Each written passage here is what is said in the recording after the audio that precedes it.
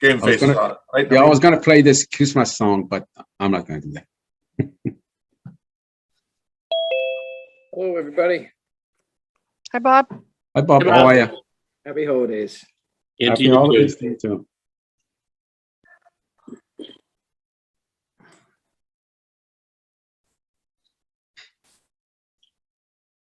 Hi, David. Hello, all.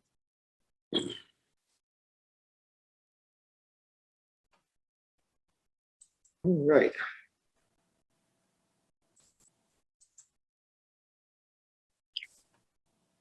Are we ready to go? Couple more in the waiting room. Just Marlena and Jackie. Now we should be good. All right, we're going to call this meeting of the Reading Municipal Light Department Board of Commissioners being held remotely Recording in progress. on Zoom and streamed live on RCTV and YouTube. The RMLD Board of Commissioners recognizes the importance of hearing public comment at the discretion of the chair on items of the official agenda. We ask that all questions and comments from the public be directed to the chair, that all parties, including members of the RMLD board, act in a professional and courteous manner when addressing the board or responding to comments. Once recognized by the chair, all persons addressing the board shall state their name and address prior to speaking. It is the role of the chair to maintain order in all public comment or ensuing discussion. Commissioner Pacino will be the board secretary. Could I please ask all participants to identify themselves? John Stempeck, 65 Avalon Road.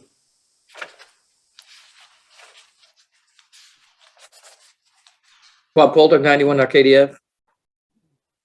Marlena Dave Beta, Talbot. 18 Strawberry Hill Lane. Dave Talbot, Commissioner at 75 Linden. Is there anybody from the public? No? No one from the public. Nope. Okay. All right. Well, no public comment. So why don't we hear from Jason Small, please? Thank you, Jason. Bob, I don't have anything to bring up at this moment. Okay. How about moving down to the liaisons for the board? Hearing none, no public. So let's go right to number 3, approval of the board meeting minutes, attachment 1. All right. Phil, if you could, please. Okay, very good. Move that the Board of Commissioners approve the meeting minutes of September 23rd, 2021, meeting on the recommendation of the general manager. A second. Second. All right, all those in favor? Aye. Marlena Beta, aye. Both are aye. All right, passes unanimously. All right, moving down to item number 4, report from the Citizens Advisory Board meeting. Dave? Did you have one? If I was supposed to be at the meeting, I wasn't, so I don't know. Okay, but I was, so I Okay. can, the alter ego Dave, I guess. Thank you, Phil. Okay, this was Phil's turn. Interception by So Phil. basically, they talked about, and then you're going to hear the same things in a little while here. The general manager gave an update, and there was also a update from Greg on the integrated resource report. And you actually can see these are in the agenda already, so it's going to be the same, pretty much the same. So that about sums it up. There was some discussion on, I'll just bring it up now, the motion on the nuclear. The original was discussion about removing the 40% on that, but they decided not to do that in the end. So, and I'll leave that, go forward. Okay. Moving on to item number 5, the general manager's report. Colleen? Hi, happy holidays to everybody.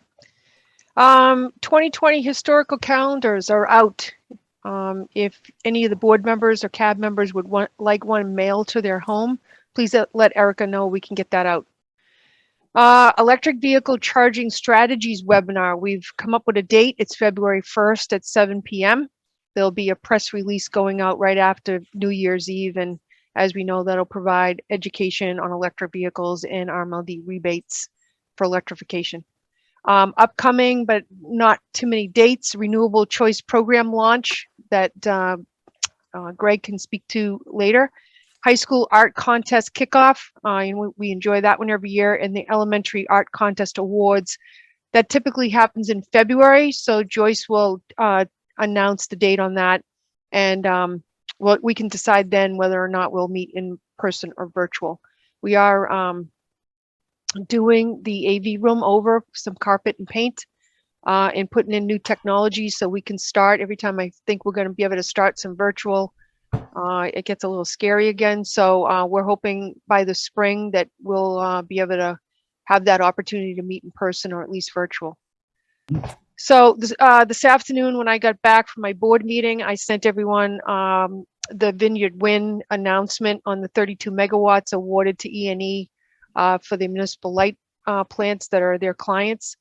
That 32 megawatts, as I mentioned last time, is basically excess. So if it was going to be a GE Heliade 12 megawatt turbine, and by the time it gets built, it's a 14, it'll present some excess, and that's what was calculated out, and that's what's coming to the MLP. So how that'll be allocated and the negotiation between Vineyard Wind and E&E will be taking place between now and April.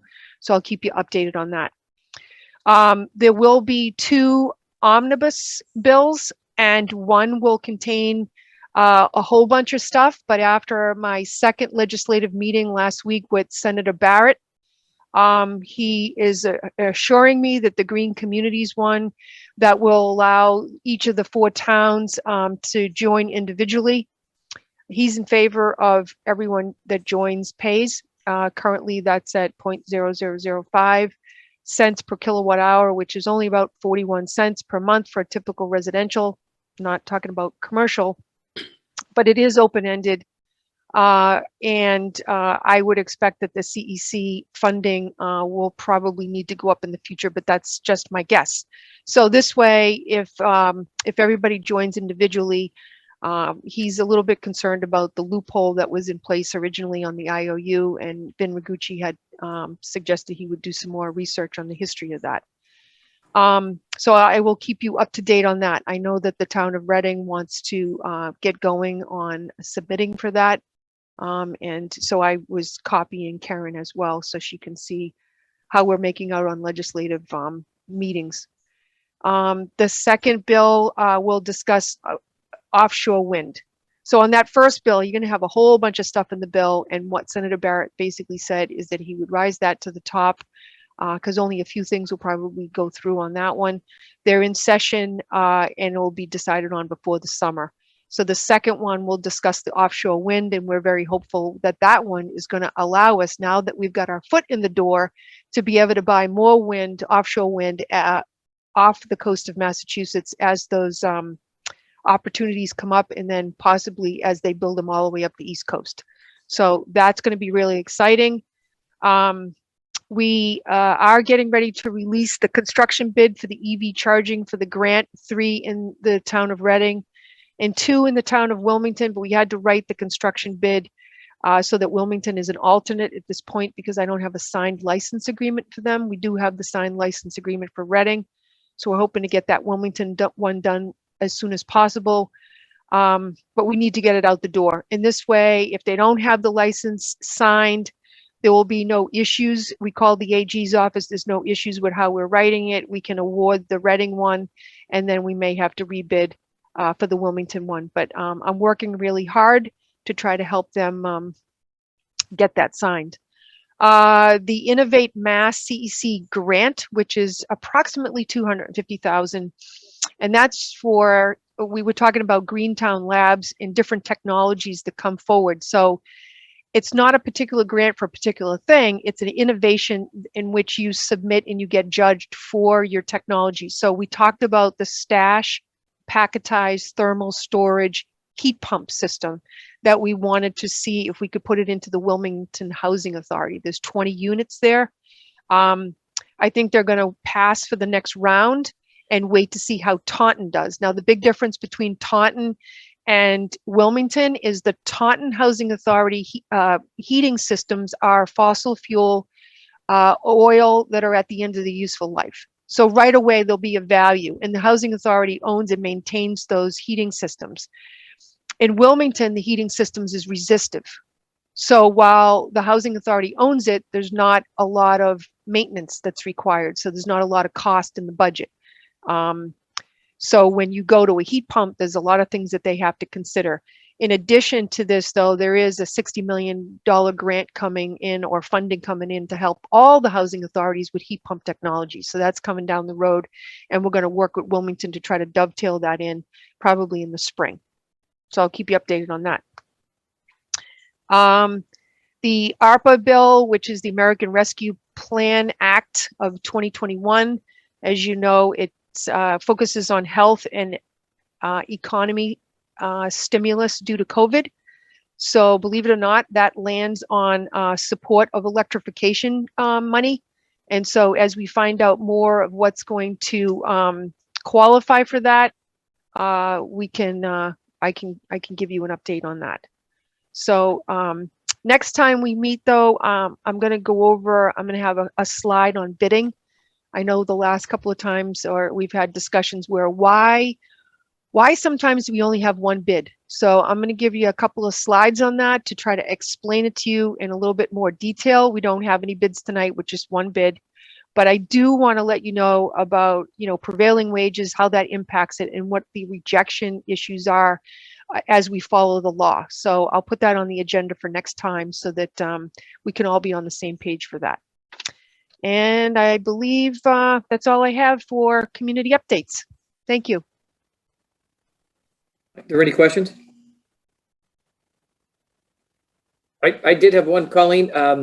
When Reading goes forward with green communities, legislation goes forward, let's just say a community opts out. Is the RMLD billing system capable of separating out communities? I know right now it's probably rate-based. Right. Well, it wouldn't be an opt-out. So originally, the first testimony, wrong term. The first testimony that I put in was to say, let's everyone get to join for free with the one IOU meter that's in Wilmington. And that didn't go too well, because I think they're looking at, they want to be able to seed the fund. And so then the second round, and actually Jen Crawford and Vin Ragucci are now redrafting the language to give to Senator Barrett that will say, join individually, but pay into the trust. So you don't have to opt out, you can only opt in. So if you want to join, you join, and the MLP, in accordance with the existing legislation, would be the billing agency, billing only for that town. Because right now, if Reading joins, you guys would have to vote, and then everyone gets billed whether they join or not. So that's what we're trying to avoid with changing the legislations, because we have like Littleton and Boxford. So Littleton joined, but Boxford doesn't have an IOU meter, so they don't want to let Boxford join. So they're kind of backwards from us. And then you got Taunton, and then you have us. So you have a number of systems who have multiple towns that they serve, that the legislation probably needs to be tweaked to allow more people to join.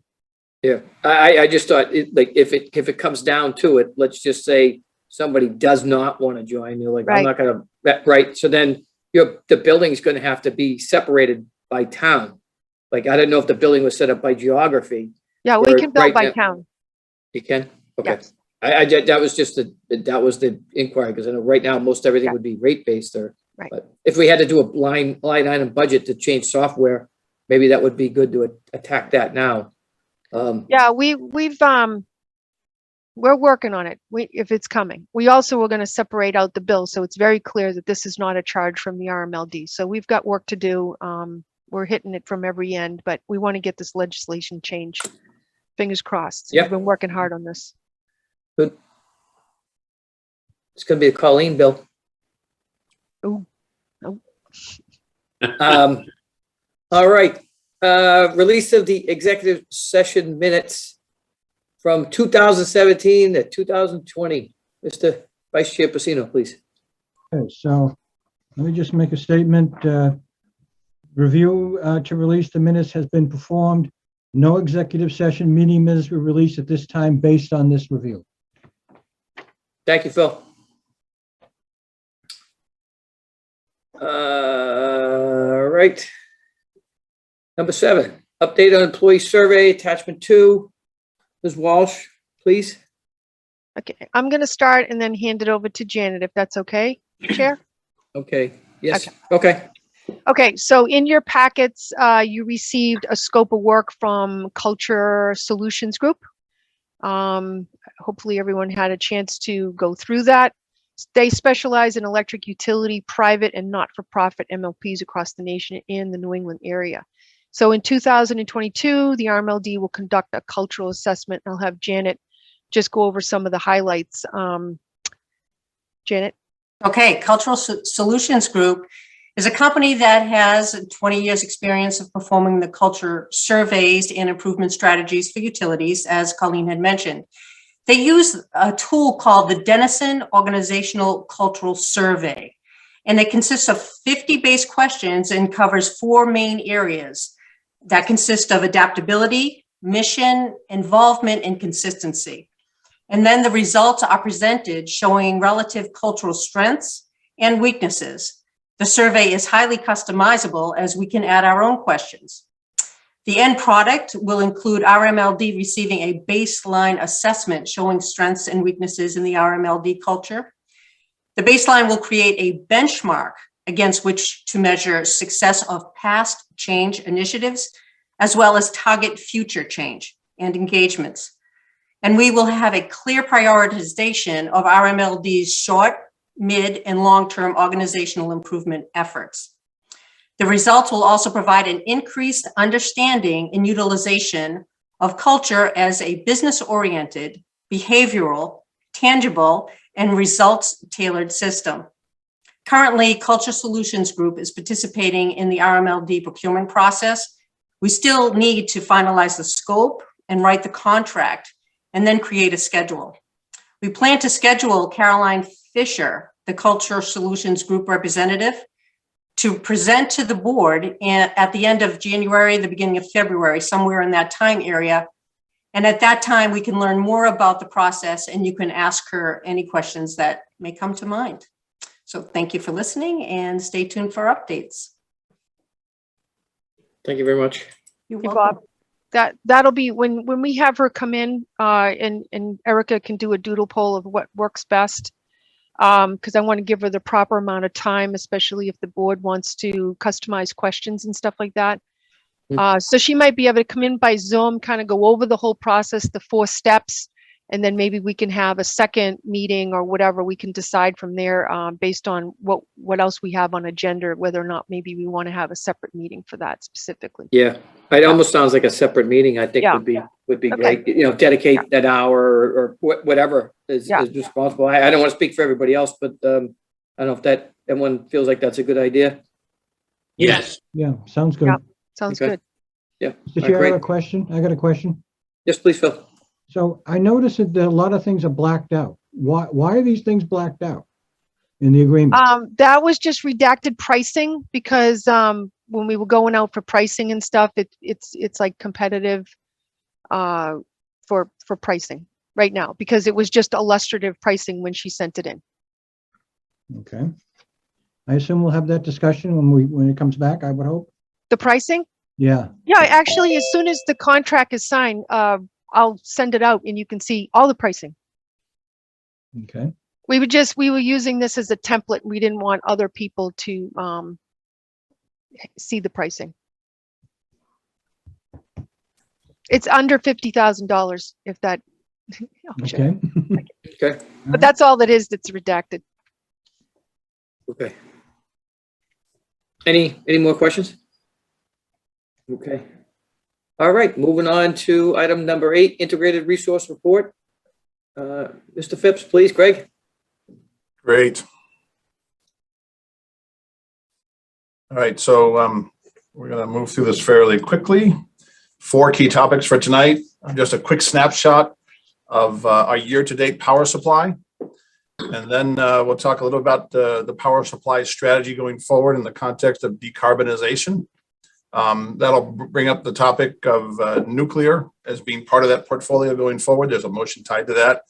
And then we're going to talk very briefly about battery. And the battery is basically to recognize that as part of the portfolio. And we've got some specific plans that we'll share at the next meeting or combination of the January and February meeting. So those are the 4 topics for tonight. In terms of the power supply cost, this is an update to the slide that was in the package. The numbers are basically the same. The change of this one was the addition of this purple line. And there's, well, let me take a step back here in terms of the structure. On the left-hand side here, the big chart is basically the total power supply. On it is in the different lines.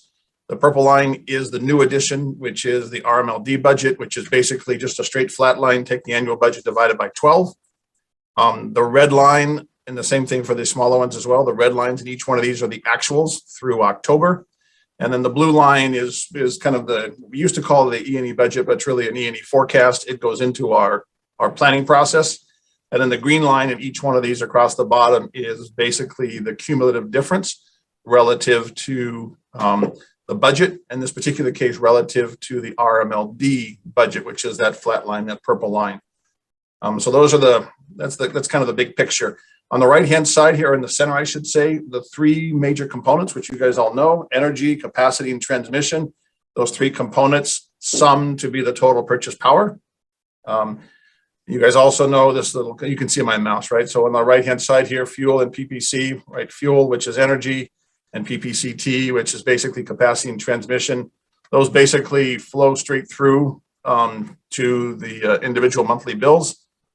We count for timing changes in terms of billing and actual usage and actual numbers, et cetera, but those flow straight through.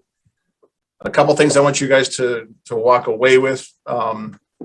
The unit cost, whether it's unit cost for energy, for capacity or transmission, those are fairly well known. So most of the variability you've seen here is driven by usage in the case of energy, and then capacity peaks in the case of capacity and transmission peaks. You guys all remember that the capacity is 1 hour, which is hour actually it was done a year ago. And then transmission, which is once every 12 months in the current calendar year. These 3 components, there's a fair amount of variability in terms of energy because it's driven by usage, but capacity and transmission in both cases, we are under budget. Capacity about $700,000 under budget. Transmission about $1 million under budget. Part of the reason for both of those are just the peaks this year have been lower for the transmission, and there have been a fair amount of resettlements in the case of the capacity stuff. It's good to be on the lower end of this as opposed to being over budget. Energy, though, is above budget, and that's driven by higher energy and higher usage. So we, in fact, between 2020 and 2021, the usage was a little bit higher than we expected. 2020, we finished off at about 650,000 megawatt hours for the year, and we're on track to be about 659,000 megawatt hours for 2021. Now, part of it was a difference between COVID, and this little note across the bottom is that on the E&E forecast, it historically has been driven by a trailing 3-year average. Going forward in time, that model doesn't work as well because in the past, usage and peaks, et cetera, are fairly stable. That's changing. So we continue to update the models going forward. All said and done, in the lower right-hand corner, the 2020 to 2021 total actuals will likely be below budget for the year. The snapshot in this big chart here in the middle, that 987 is the current snapshot relative to the RMLD budget. Now, remember, the RMLD budget is just straight flat line. So we really want to try and compare this to the E&E forecast. But we're going to give you an idea. At the end of the day, we're measured by our performance against the actual budget. And we're expecting to be at the end of 2021 to be below budget for power supply in total. I'm going to jump to the next slide, but before I do, any questions on this snapshot of year-to-date power supply? Okay.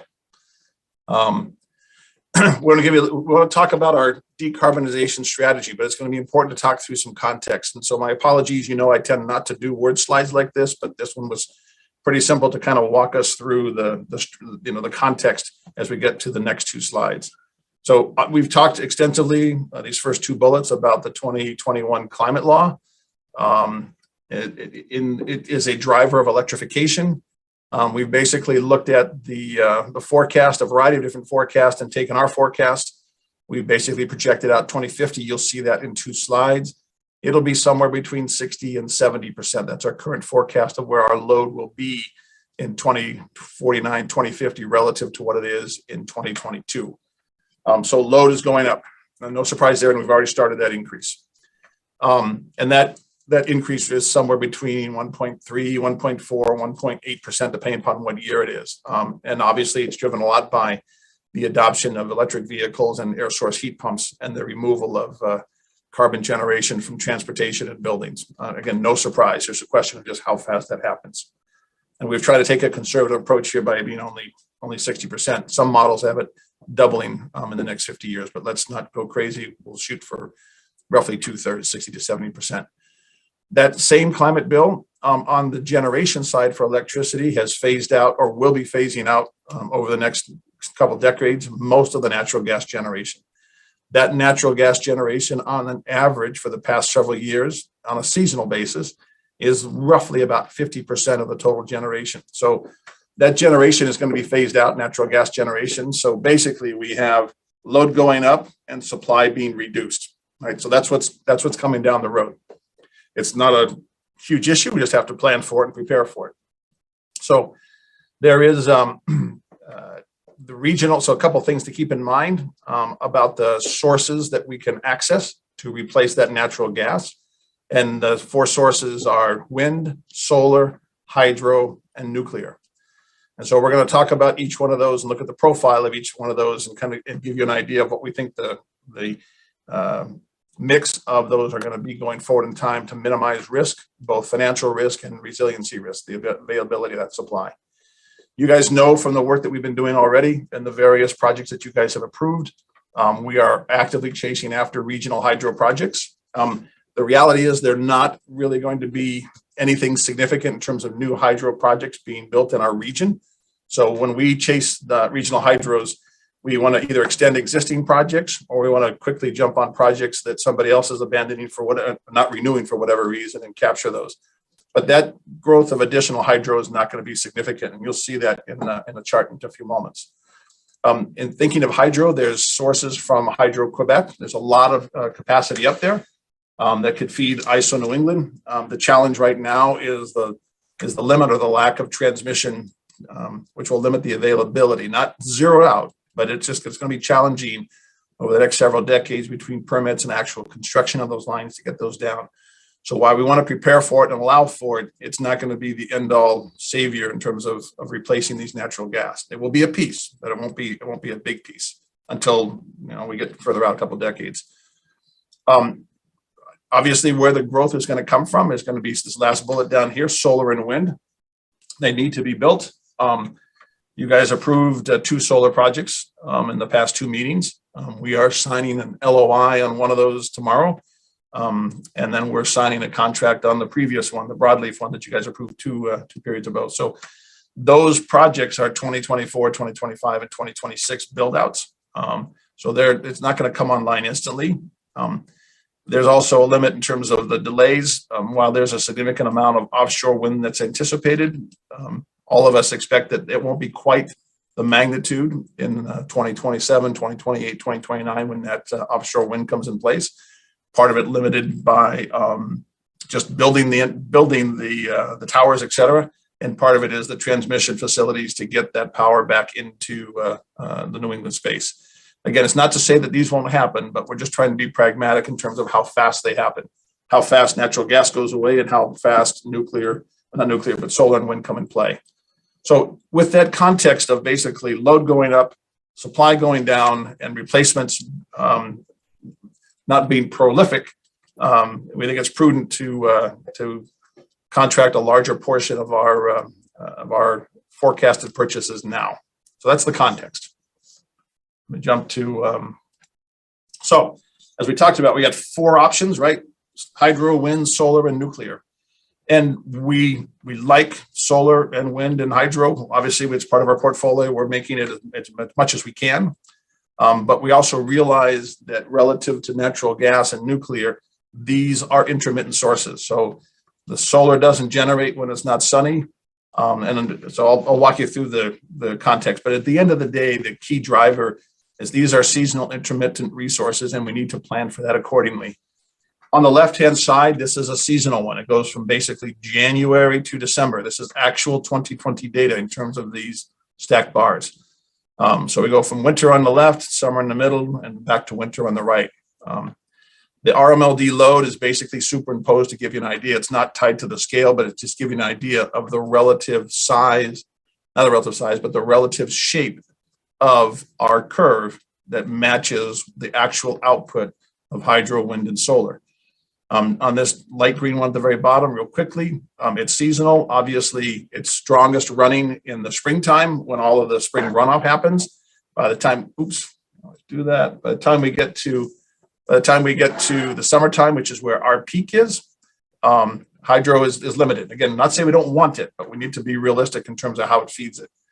Wind is very similar to hydro, and from a seasonality perspective, in the summertime, it is less windy than it is in the wintertime. Again, not to say that it's bad, but just we need to anticipate it.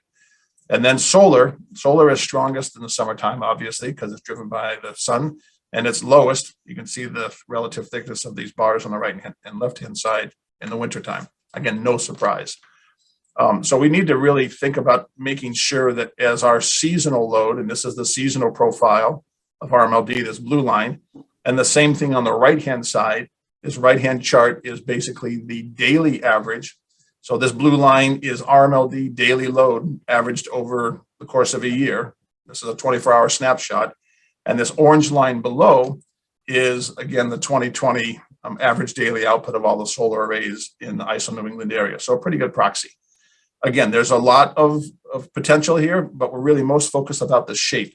And the shape is strongest in the middle of the day, and it falls off in the evening, obviously, and obviously in the middle of the night. On the left-hand side, there's nothing here. We need to fill our entire portfolio 24 hours a day. So we want solar, we want wind, we want hydro, but we also need to realize that from a performance perspective, it doesn't always run. And we need power 24 hours a day, as you can see from these curves.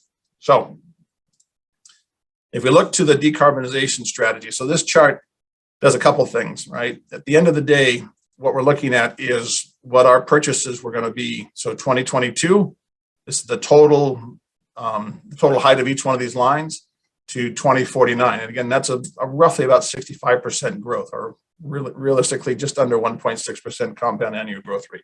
Doesn't seem like a lot, but over 3 decades, it's a significant increase. That dark line is the annualized target due to the climate law. Pardon my typo there, but that's the climate law. It's the one we put in place for Policy 30. And these are basically the increasing number of certificates that we're going to require. The reason why that's important is that's going to continue to drive us to have non-carbon resources. So this purple area over here on the left, we'll still use it in 2025 and 26 and 27, but our intention as we go forward in time is to do less carbon-based generation. It's not going to go away completely, but less. And the way we can fill it are the 4 areas we talked about: wind, solar, hydro, and nuclear. So we're going to extend any existing hydros and find wherever we can new ones, but it's not going to be significant. You can see this blue area here in the stacked bar, and the solid ones are existing contracts. The shaded ones are contracts that we have not yet signed. So we've got to fill this gray stuff. And then the second piece is what we're going to propose here is to fill the nuclear piece. And I'll talk a little about nuclear in just a moment. We're going to add new solar and wind. So this green and this yellow here are just existing contracts. The one we're going to sign tomorrow will get added to this, for example. We are going to continue over the next several years to continue to present to you additional solar contracts, some which will be RMLD owned, some which will be PPA structures. So that's coming down the road. As we mentioned many times before, more recently, we're going to do our best to add as much as possible generation within our territory. And that has the benefit of reducing our capacity and transmission costs. So that's a good thing there. And at the end of the day, what we want to do is create a nice mix that's both provides the stability of ongoing supply, that doesn't concentrate our resources, our generation resources in any one particular asset.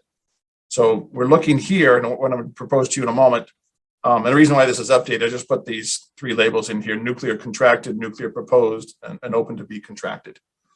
So before I go to the proposal, what we're basically suggesting is I look at the forecast, the combination of the hash to be contracted and the existing nuclear contracts, we're basically trying to get into the mid 30% of our portfolio range as a solid, reliable, 24/7, what used to be called baseload, so that we cover our positions in the nighttime and we cover our positions when the sun either is not shining or we get dry spells, et cetera. So it's part of the risk mitigation strategy.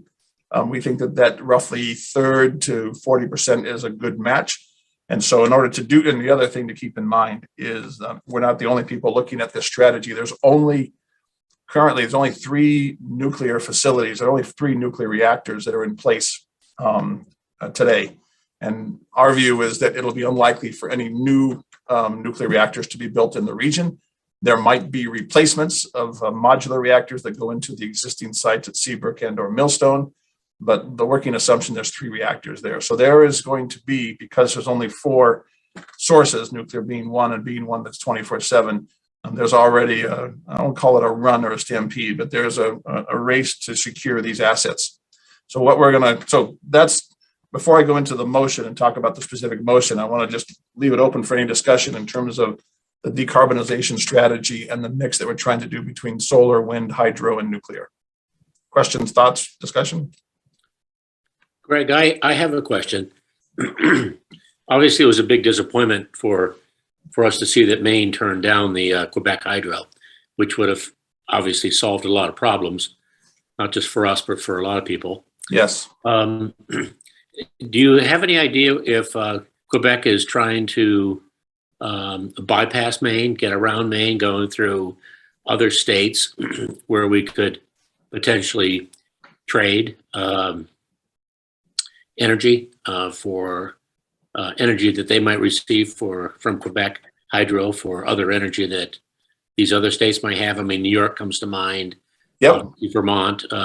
Yep. And so the question becomes if I were Quebec Hydro, I would go, there's got to be ways I've got so much electricity to spare that I can literally throw away a lot of it and still be just fine. Thank you very much. And as you mentioned, our load is going to grow. Not only will our load grow, but the whole region is going to grow from the electrification perspective. So you're right. There's not only the push from Hydro-Quebec, but there's the pull from the region. And there's going to be a lot of discussions in terms of how those transmission lines lay out and wherever they come from. So, no surprise, whether the transmission lines are coming up through southern Massachusetts for the offshore wind or they're coming down from Hydro-Quebec, there's going to be a lot of discussions and a lot of compromise and a lot of politics associated with getting those in place. So it's not to say that it won't come. But it's not an instant solution to say, hey, look, we'll take wind from the south and hydro from the north and we're in good shape. We, to the extent we as RMLD want to encourage that, and we do through E&E and through the efforts, us as RMLD, as well as through us as a consortium. We actually have access to some of the existing transmission lines that are in place right now, but they're very small. So the answer to your question is yes. What we're trying to do here is just make sure that we're prudent, again, not fill the entire portfolio, but fill a bigger piece of it with something that we know we can latch on to now, and not get boxed out so that we don't have the source, and also lock in pretty good prices. So that's kind of the reason why we're looking at this strategy right now. So we're going to go after solar and wind and whatever hydro we can get, but we want to lock in nuclear now while we can. And there's a whole new wave of lawsuits going against Cape Wind. They just started up. And you're not going to get through Vermont. If you couldn't get through New Hampshire, live free or die, and you can't get through Maine, you are not going to get through Vermont with the line. That's coming down through New York and then coming through Western Mass is probably. Or in the sea all the way around. That's a submarine cable. Yeah, coming down from Newfoundland. Yeah, really. They use it in Norway all the time.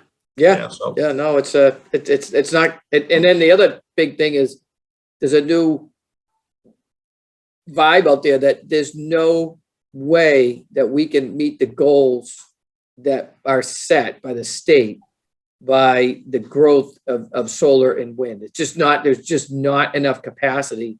We're going to tap out somewhere about 2030, 2035 right now with what you can do. And I mean, there's a lot of things out that we just don't know yet, but there's got to be some other energy source at some point. But what can you do? I can plan ahead. Yeah. So that's with all those uncertainties in place, and you know, one of the things that we're assuming in our planning is that decarbonization is not going to soften. There's increasing, Chairman, as you mentioned, there's increasing pressure to say, look, it's just not practical. But the pressure is going to be on find another solution or find a solution that's more expensive. Yeah. And again, you know, from our perspective, our responsibility is to our ratepayers. You know, our responsibility is reliable, cost competitive, green power. So we know that the compliance piece, you know, if it gets softened, our view, it's probably not going to get softened. So we need to plan for this and be as prudent as we possibly can. So that's why as we're looking at our portfolio, you know, on the right-hand side, as much within territory generation as we can, which will be solar, by the way, right? And then we're doing some exploration of other non-traditional ways to generate electricity within territory. But we have to look at the mix in a pragmatic perspective. So that's why we're saying now, as opposed to waiting, that we should move on nuclear. And again, there are people next to us that are thinking the same thing and trying to move forward. Should I move to the next slide and kind of walk you through a little background in terms of the specific project? Okay. So the proposal here is to add nuclear. And, you know, there was a question in the CAB meeting associated with, you know, the limit of 40% that's in the motion. I position this way. We actually have, so there are 3 reactors, 2 in Millstone. We get power from all 3. Well, we get power from one of the 2 Millstone reactors, the one that has the longer license, and then we get power from Seabrook. And so our goal is to get more power from both of those facilities, more from Millstone and more from Seabrook. And what we started a couple of months ago was a discussion not only with the Seabrook facilities, which is through NextEra, but also with the Millstone facility. And currently our contract with Millstone goes way back to the original construction and is managed through MWIC. So we've basically gone out, we've approached Dominion and said, we want to buy power from you. And they said, great, you're one of several people that have asked to buy power from us. They're basically booked out through 2029. I shouldn't say that. They're booked out with their effects through 2029, and they're booked off with their power to 2025. So I don't have a proposal yet from them. I don't have an LOI from them yet, but we're working on either us directly with them or through an E&E consortium. I was hoping by now to have that. But I do have a specific LOI for NextEra for Seabrook. And what we're trying to do as we go forward in time is to kind of balance the 2 facilities so we're not overly dependent upon either one of those 2.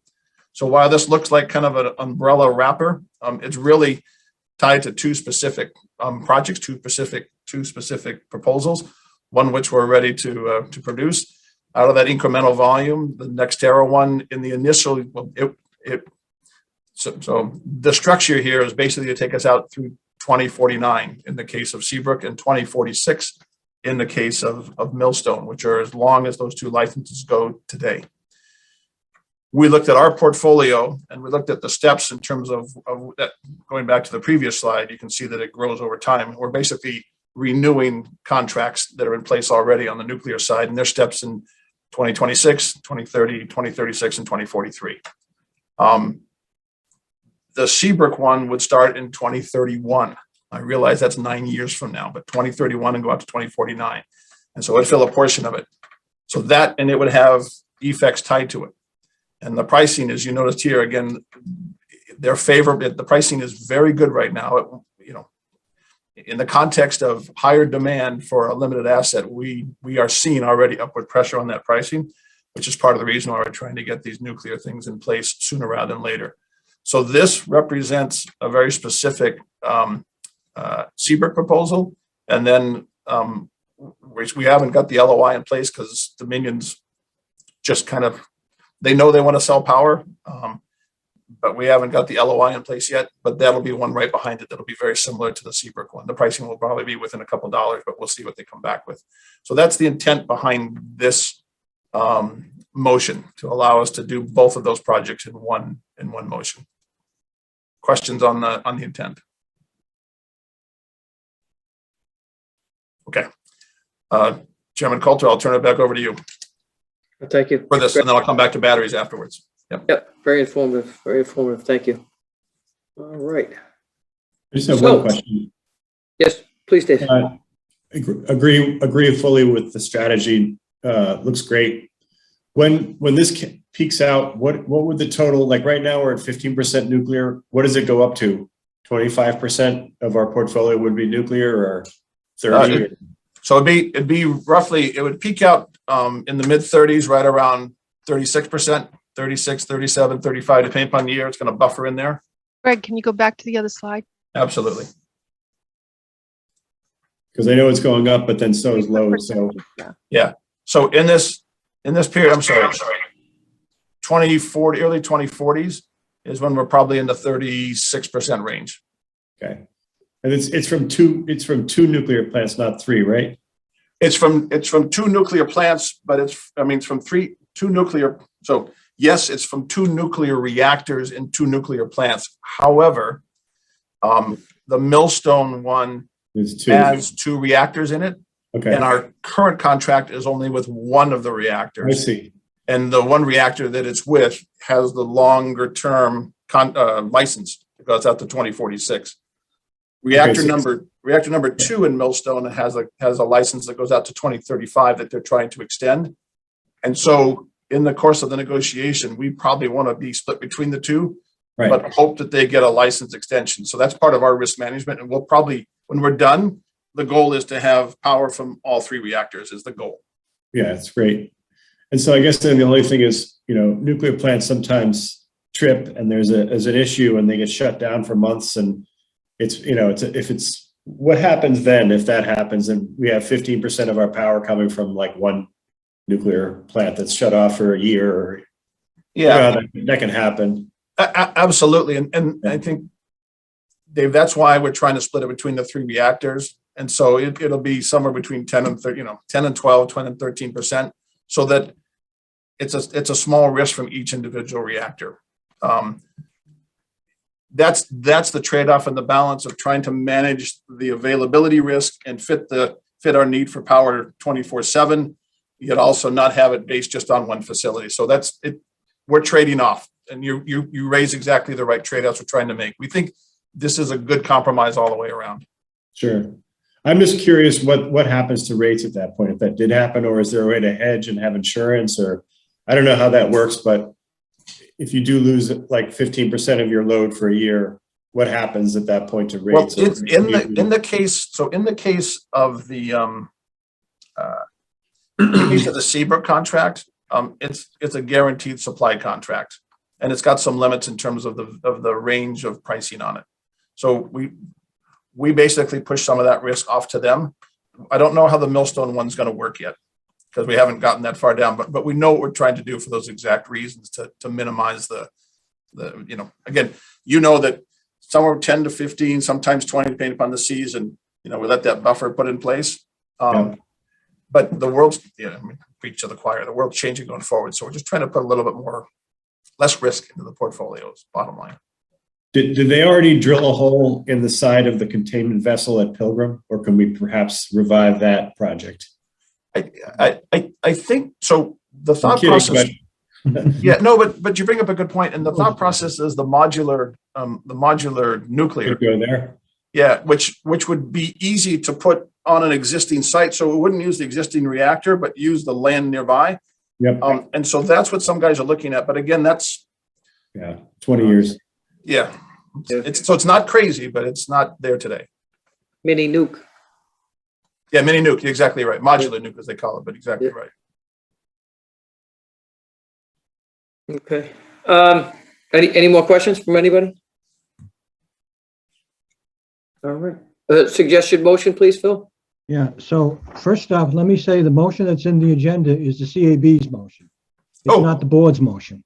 Okay. I've that's- reworded it and I'll read it, move that the Board of Commissioners vote on the recommendation of the CAB to accept the general manager's recommendation to add additional power supply contracts from Seabrook and/or Millstone under facilities such that the total nuclear supply portfolio does not exceed 40% of the RMLD's annual power supply portfolio.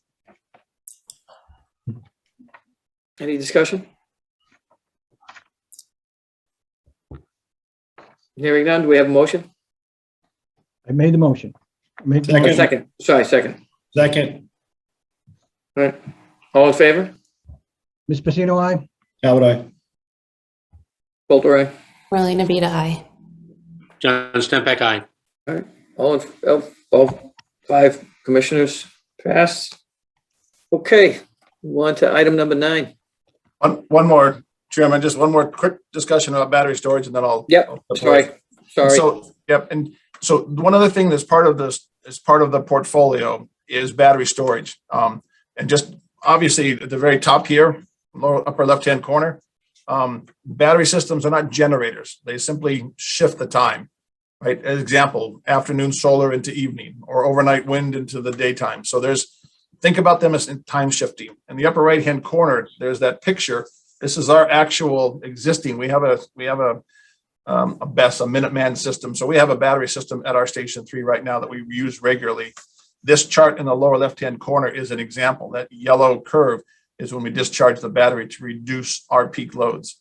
So battery systems are good from an economic perspective, from a reliability perspective, and potentially a resiliency perspective. And it's a good match to the intermittent nature of the solar and the wind and the hydro. More the solar and the wind than hydro. And so we basically, the E&O team under Hamid's leadership and the IRD team, and from my perspective, we're looking very aggressively to take that lessons that we learned from the first system and add additional battery systems throughout our network. And so we will be coming to you with more specific plans for approval in the January and February meetings. But just to give you an idea of where we're headed, we're looking somewhere between 25 and 30 megawatts.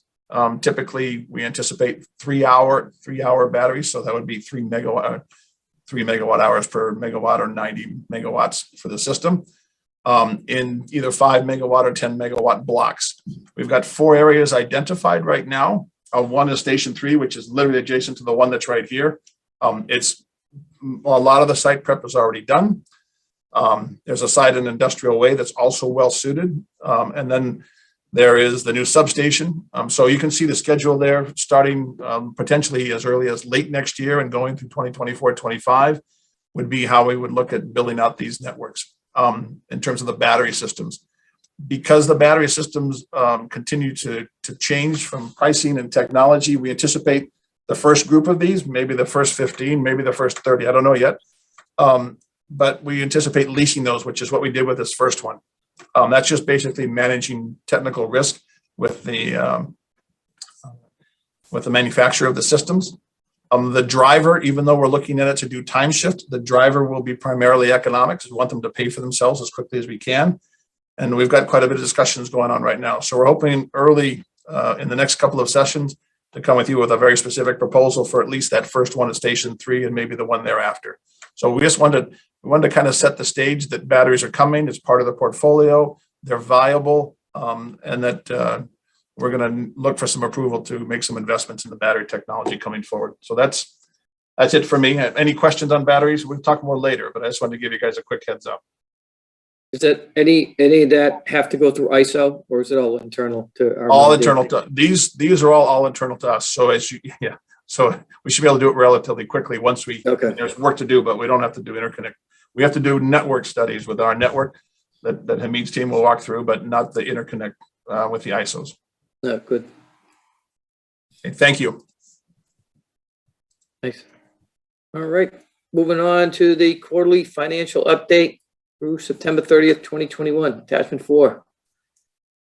Ms. Markowitz, please, if you could. Good evening. Thank you. So in the packet, you had September and October financials, but we are focusing on the third quarter ended September 30th. So I just want, I haven't given a thorough financial update due to the budget and everything that had been going on through the summer. So I just wanted to give the highlights of what went on since our last discussion. So we did file the 2020 DPU return on July 23rd.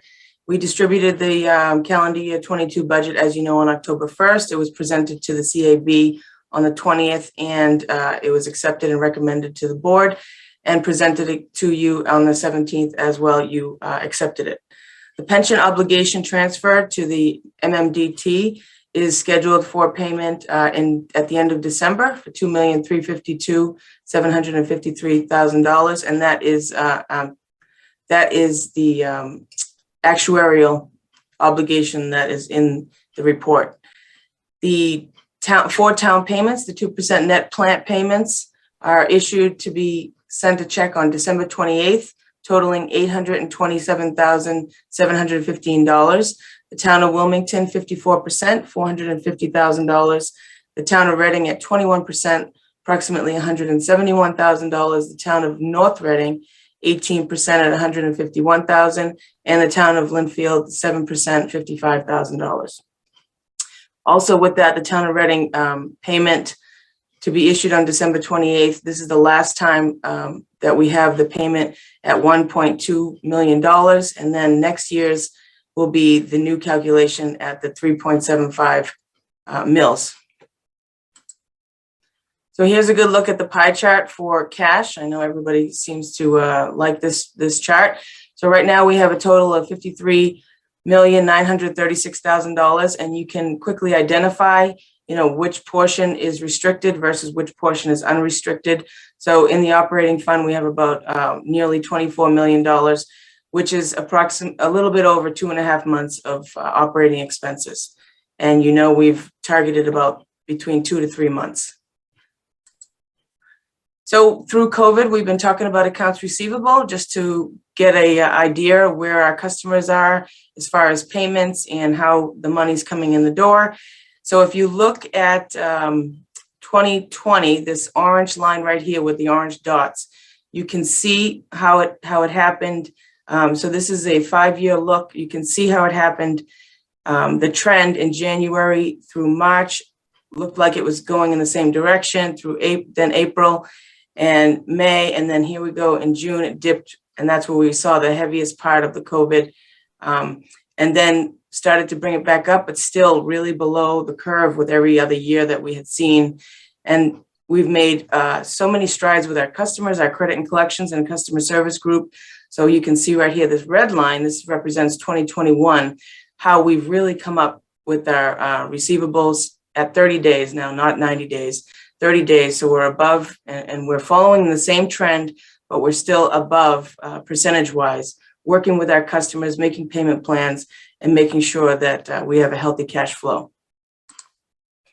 So sick leave buyback, it's a topic that's we've really been working on. The RMLD with Colleen has really focused on this through the negotiations and the contracts.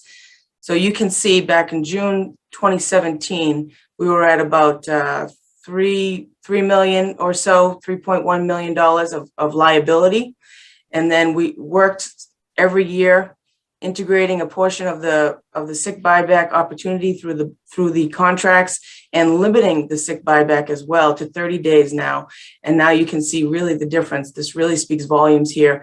We're about at $2 million now for a liability. And then I'd like to show you the capital spending versus the depreciation reserve. So the depreciation reserve is what absolutely needs to be reserved for capital spending. So what the idea here to show you is that the RMLD has made a commitment to continue to invest in the infrastructure based on the recommendation up to $8 million a year for this size utility and the infrastructure that's needed to continue for the safe and reliable system that we have here. So you can see every year, we've gone above the depreciation reserve, which is why it's very important that we continue to meet the targets that we set out for the rate of return. And then the operating and maintenance expenses through September.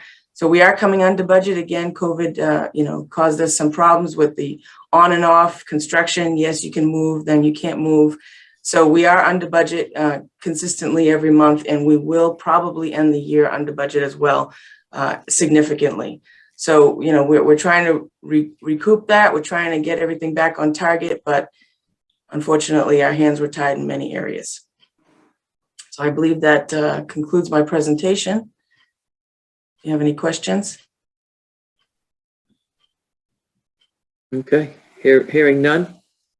If don't see anybody's hands, okay. Thank you, Wendy. Thank you. Appreciate that.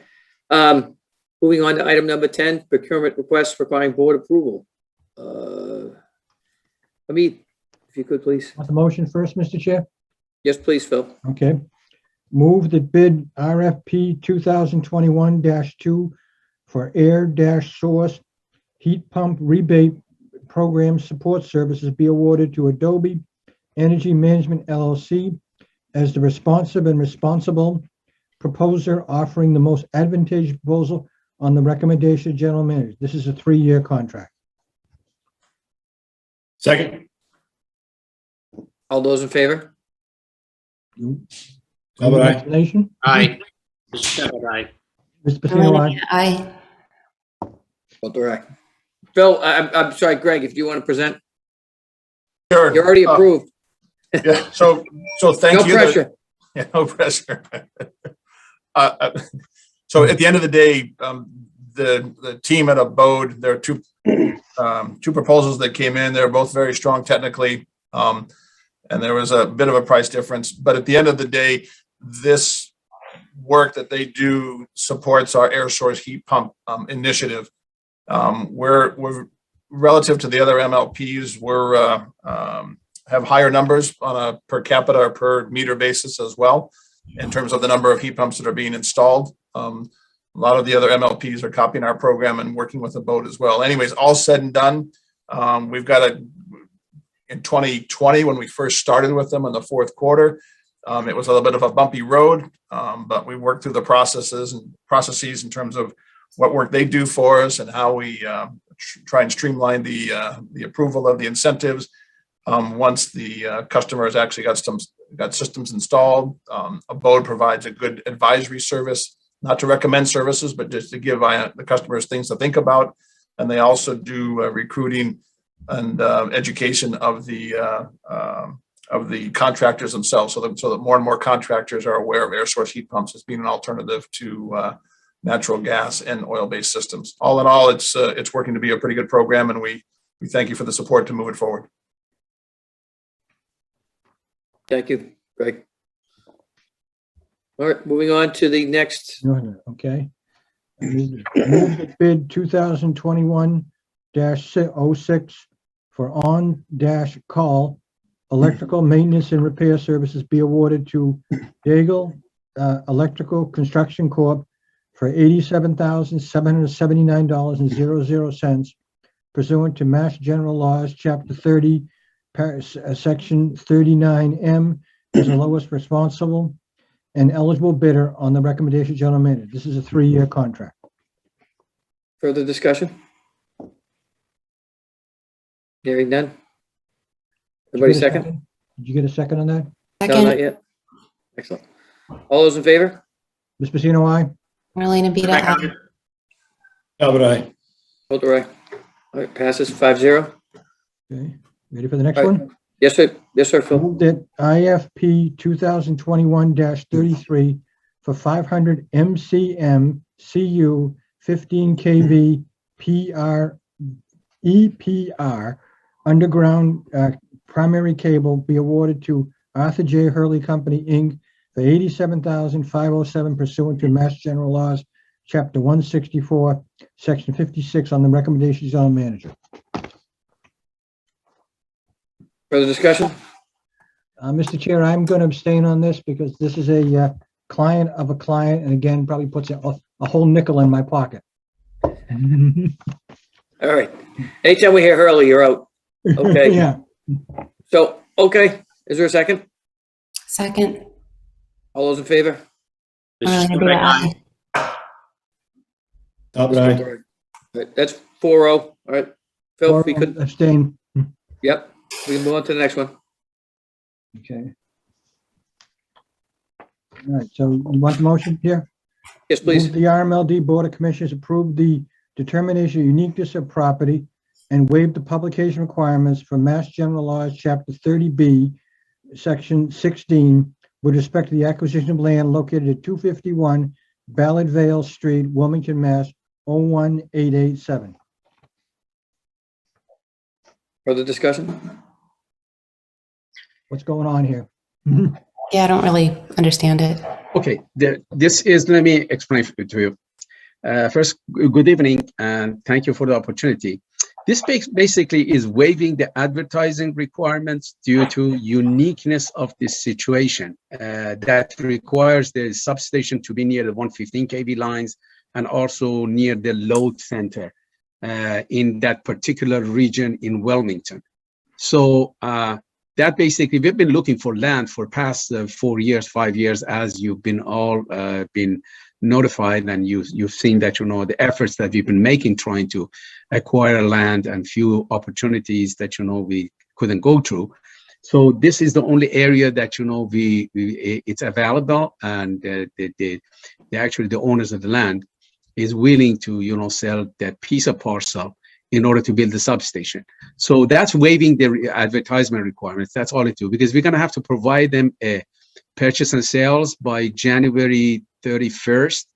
And, you know, and they're just advertising for the land. At this point, it doesn't make any sense, because, you know, there are known land and that on that street, you know, strip of 115 kV lines are available, that it's near the substation. So that's basically is waiving the advertising rights. That's it. Okay. Is it even necessary? I mean, we did the same thing. We did the same thing for Route 125. Actually, when, you know, that parcel that, you know, we thought it was National Grid, and then in the reality it was the town's land. So we did the same thing right there before we get into the purchase sales, and it didn't go through for various reasons. Sounds like we're dotting an I, crossing a T, correct? Yes, exactly. All right. So I'm going to give the report on the executive session about the, you know, the status of the projects and where we are with it. So you'll see exactly what we are trying to do. Is there a second then at this point? Mr. Stempak, second. All right. All those in favor? Ms. Pacino, aye. Mr. Stempak, aye.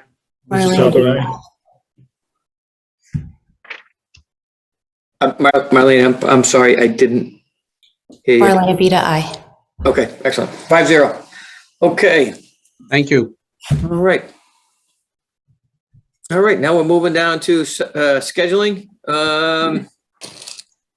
Okay, I saw the doodle poll come out from Erica. I don't know if we're having any feedback yet from anybody, Erica. So for the, are you talking about the Ash Street tour or? Yes, I saw your Ash Street tour, and then is that what you were referring to?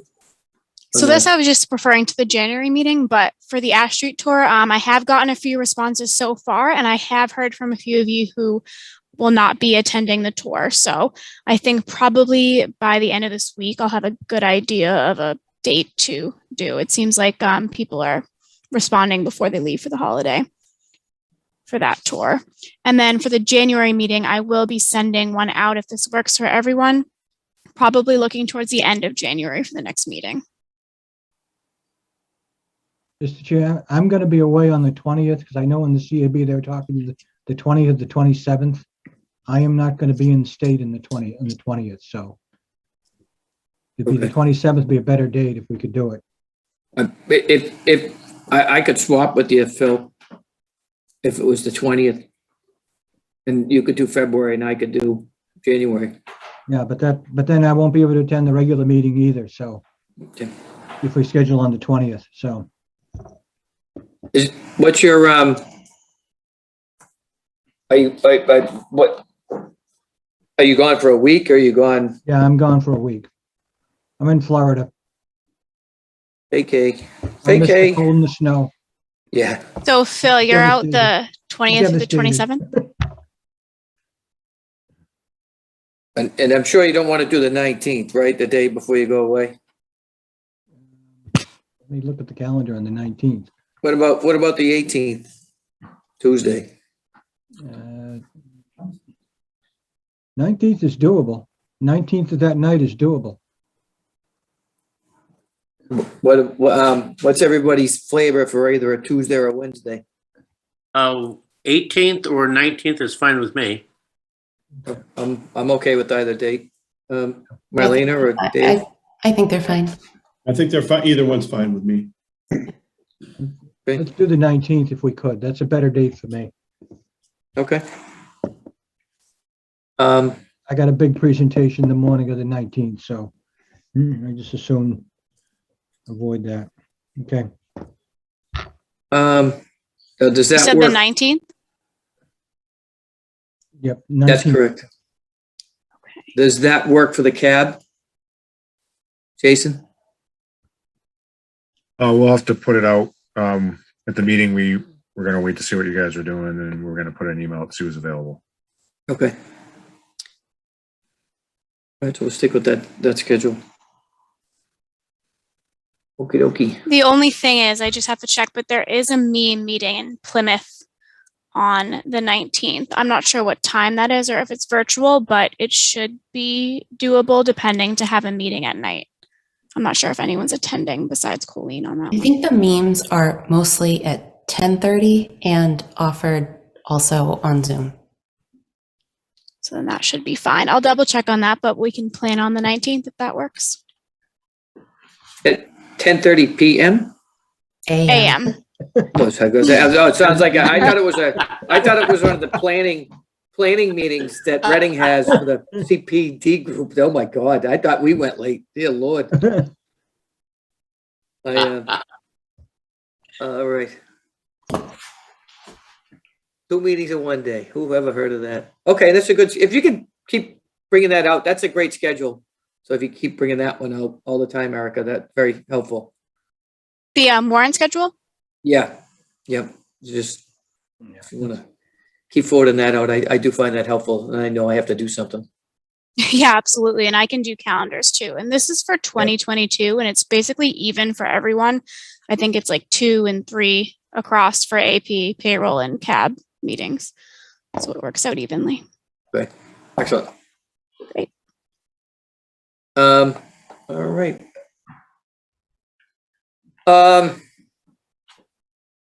We got to do the cab coverage, AP. All right. So John, you're on, I'm on. If you haven't done it yet, the rebates are big now. There's a huge files, they come through. There's a lot of them. To Greg's point, very popular. So just be prepared. You got to fish through, but you'll just see that there's a lot of people taking advantage of that, commercial and residential. So it's a good program. You get to see the growth in it. So call you to help me do it? Yes. Call Dave. Yeah, what? Yeah. Okay. No. All right. All right. So suggestion motion. I'm sorry. Before you close, I got a quick question. At the end of the last meeting, I asked whether we could give a renewable choice to our friends and family at the holidays. And with a couple days left, do I have to go Christmas shopping, or can I buy renewable choice certificates for friends and family? What we concluded, I'll let Colleen join it here as well, but we know that I'm not joining. I had my answer back to Mr. Talbot like the next day and gave it to you. Did I miss it? Did I miss it? No, you did not, because Greg was supposed to review it and send it. So go ahead, Greg. It's all you, buddy. If you sent something to me and I forgot, then I'm no, she's didn't. pushing on me, Dave, because I didn't send it out. So okay. At the end of the day, the only mechanism that we have in front of you right now is a regular gift certificate, not a renewable choice gift certificate. But there's a problem with that. So Commissioner Pacino brought that up in the past. So by law, there's nothing that says that we can't have gift cards. But there's a lot of parameters around gift cards, like when they expire and tracking and logistics, and that seems to be kind of a nightmare. So there really wasn't any way to dovetail it into the billing system for the renewable choice. And then the gift card is probably, you know, we don't have enough staff to track that. Okay. So sorry, Dave, I No. try to send something out right away.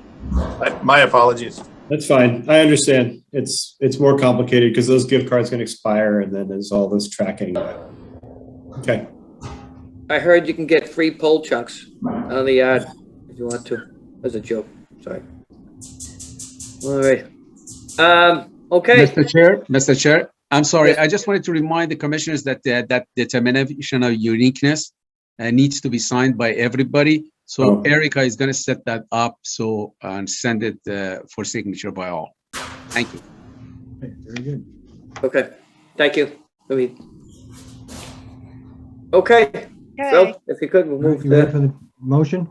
Yes, please. The Board of Commissioners go into executive session pursuant to Mass General Laws, Chapter 164, Section 47D, exemption from public records and open meeting requirements in certain instances, to discuss competitively sensitive issues regarding union negotiations and to consider the purchase, exchange, lease, or value of real property, and return to regular session for the sole purpose of adjournment. Second. All those in favor? Ms. Pacino, aye? Aye. Rebecca. Bill Durant. Well, thank you, everybody. Thank you for the presentations tonight. Happy holidays. Happy holidays, everybody. Holidays, everybody. You too. Thank you. Happy holidays. Merry Christmas. Holidays. Thank you. Bye.